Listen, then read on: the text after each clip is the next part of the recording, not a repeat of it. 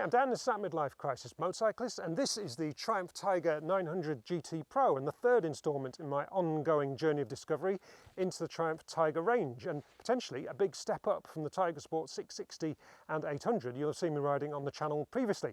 Or is it?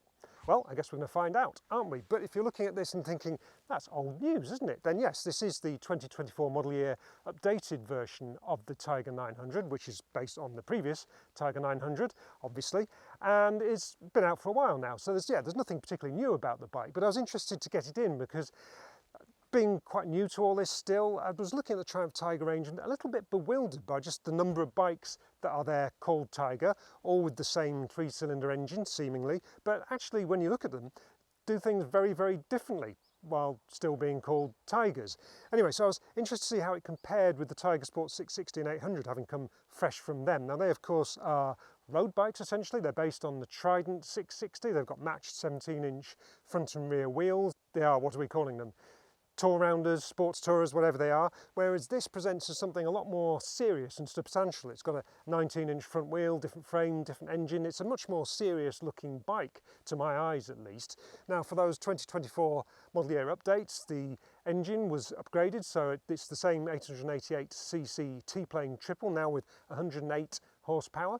Other changes included revisions to the styling, extra electronics, things like that. The one you see here is the GT Pro, so that gets electronic adjustment for the preload and damping on the rear shock. It also gets heated grips, heated seats, quick shifter, things like that. Starts from just over £14,000, or as you see it here, prepped for the panniers, which I haven't got on at the moment. It's a little over £16,000, so not a cheap bike.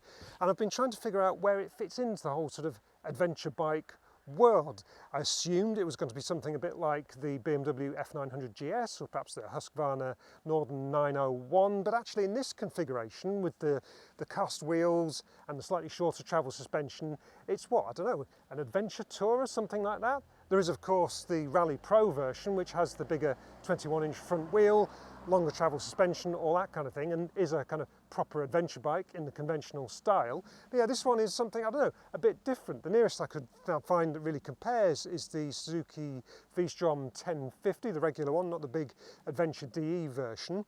That costs similar money, it's got similar power. It's got a big V-twin engine, so it's got a bit of something about it, which would be an interesting comparison with the triple in the Tiger. So yeah, that's an interesting comparison, I think. In terms of the bike itself, as someone who I'm not that into adventure bikes, they doesn't seem to be my sort of go-to style of bike, I have to say, the Tiger 900 looks pretty cool. There's just something proper about it, which I didn't get from the Tiger Sport models. It just looks a bit more substantial. It's got that bigger front wheel, it's got the Brembo style element brakes, so it's got some nice bits on it. It looks, as I say, proper. Does it live up to that in the way it rides? Well, let's go and find out.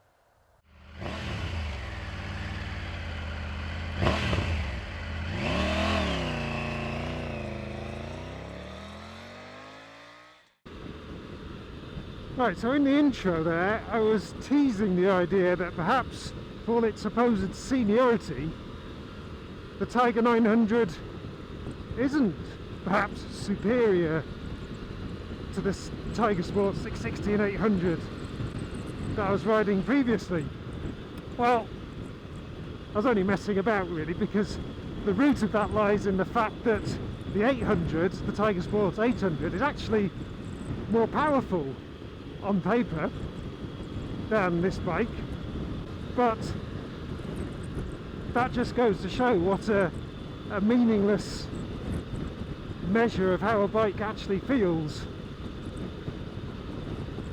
horsepower can be, because right when you sling a leg over it for the first time, it's very clear that this Tiger Sport 900 is just a bigger, more substantial and yes, more senior bike than the Tiger Sport models, even if that 800 is along any given road probably quicker. But speed isn't everything, is it? And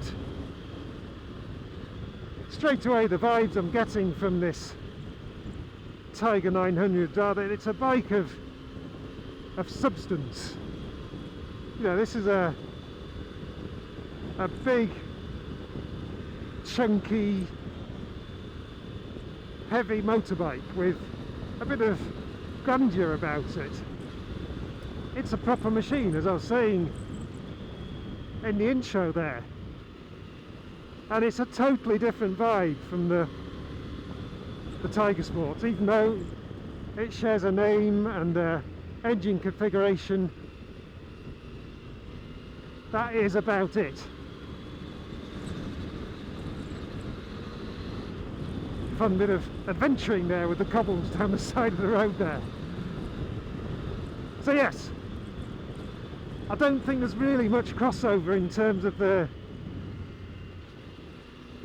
kind of riders the Tiger Sport and this Tiger 900 will appeal to. It is a completely different style of machine. It's very much the classic adventure bike, although this is the more road optimized version. It's tall, it's wide, it feels like a big bike.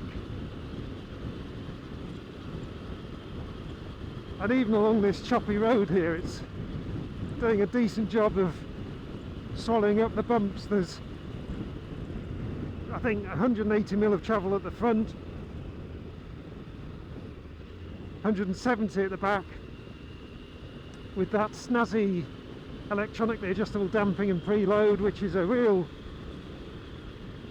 bonus for a bike like this, because obviously it's the sort of machine you might be riding solo, you might be loading up with luggage, you might be carrying a pillion, you might be doing all of those things. So being able to set the suspension up at the touch of a button is a really appealing feature.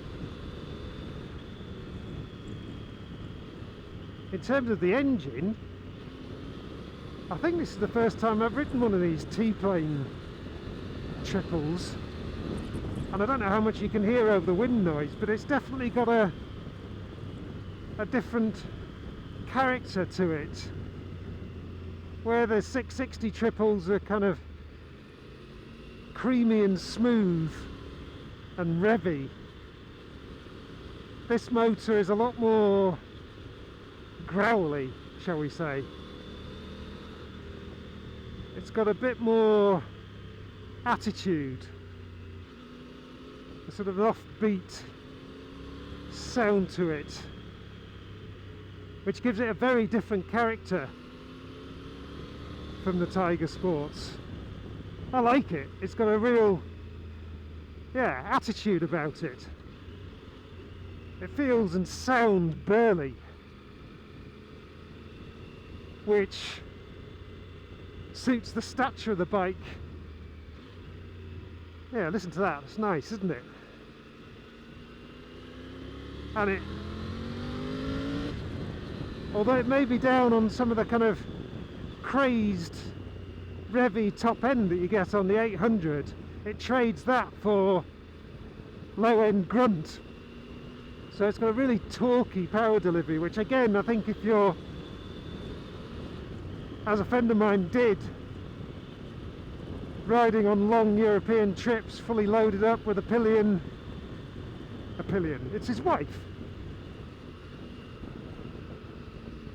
It's, that power delivery is really going to suit that kind of riding.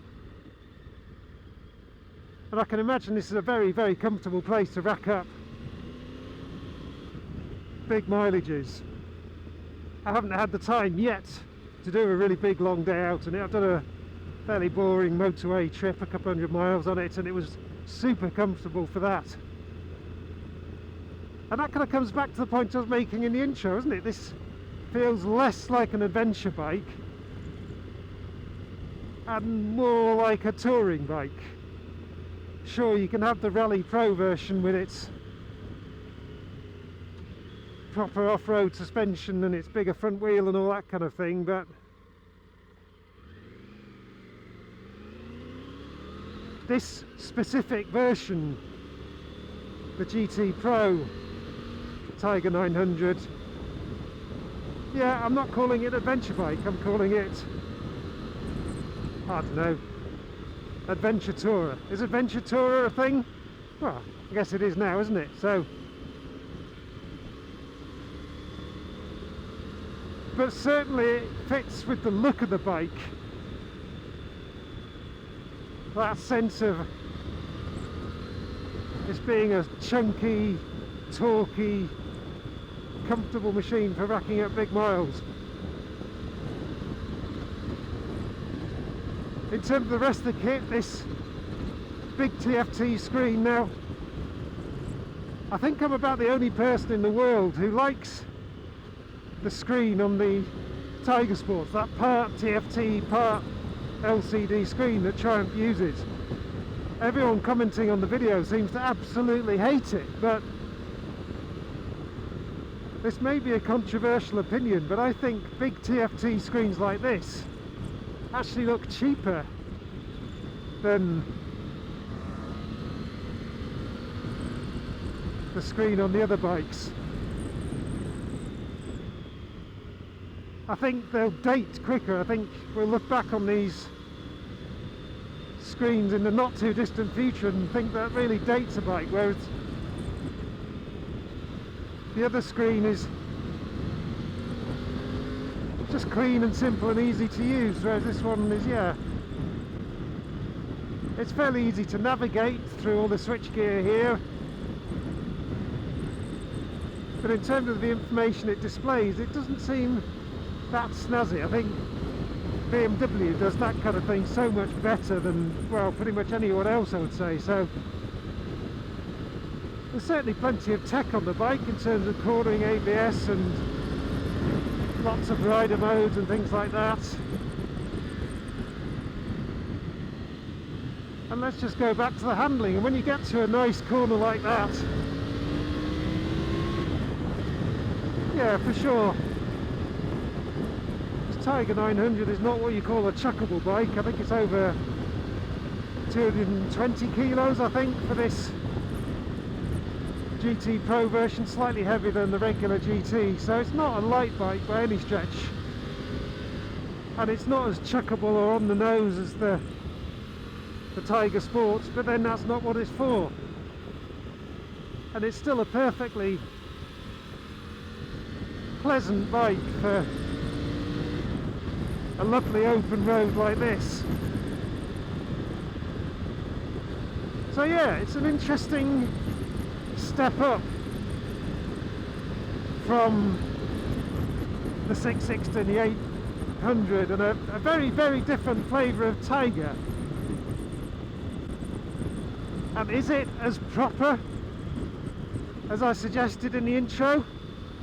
Yeah, I think proper is a good word for it.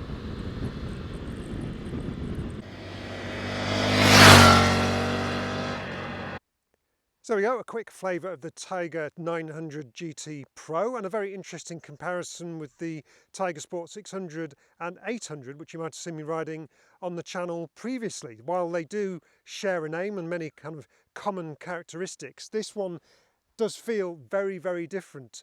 It feels a lot more substantial. It feels like a more grown-up bike, just in terms of the size and the intimidation factor, particularly for a rider of my experience levels. At low speeds, it does feel very big, quite top-heavy.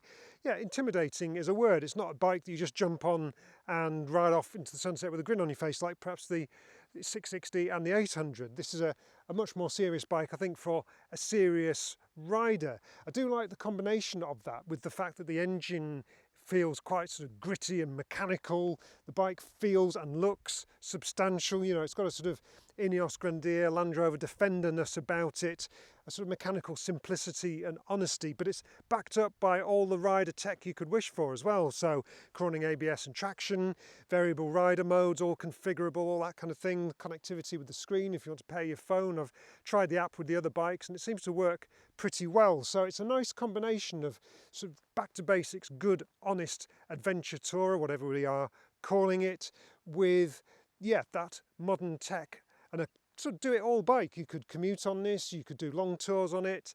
It's not perhaps as sporty to ride on a twisty road as particularly the 800, but it's got different talents, and I think the character seems to fit what I imagined a Tiger would be about, a little bit more than those bikes. So I think in terms of charisma, the 900 has a bit more about it than the Tiger Sports. That's just a personal take. I'd be interested to hear your thoughts. Would this be your pick of the Tiger range? How do you think it compares with rivals in the market? Would that BMW F900 GS appeal more, or any number of KTMs that fit into a similar bracket, or that Husqvarna?